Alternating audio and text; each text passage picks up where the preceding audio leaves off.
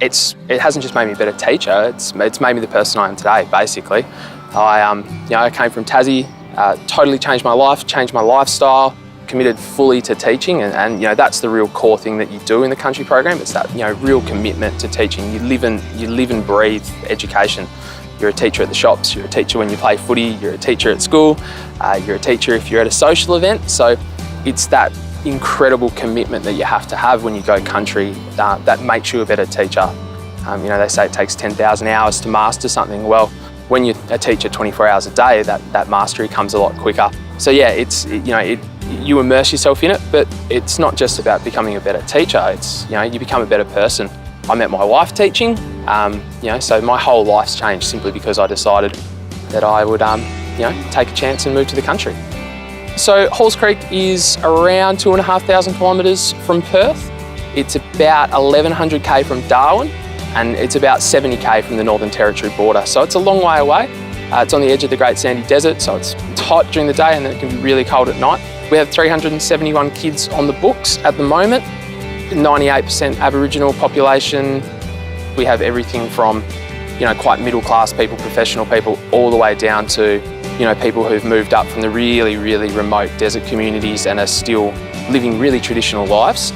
Our whole operational plan is getting kids to school, getting them ready to exist in both worlds, and that walking in both worlds is a big thing at Halls Creek.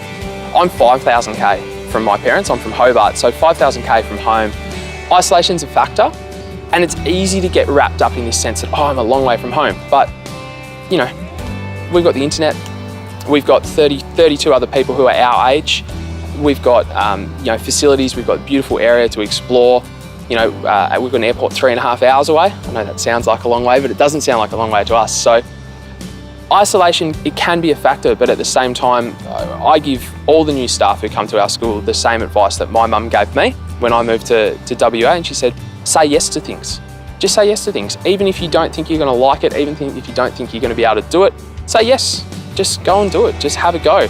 It's led me to fishing, camping. I know a lot about canola for some reason, having been in the wheat belt, but that, saying yes, getting involved in things, becoming part of a small community of teachers and then a larger community of the town that you're in, that's what really stops you from feeling isolated, because you're always around people who think like you, who enjoy the same things as you. So you have this inbuilt little family anywhere you go in schools, and that's what really keeps people coming back to the country or the remote teaching service, I believe.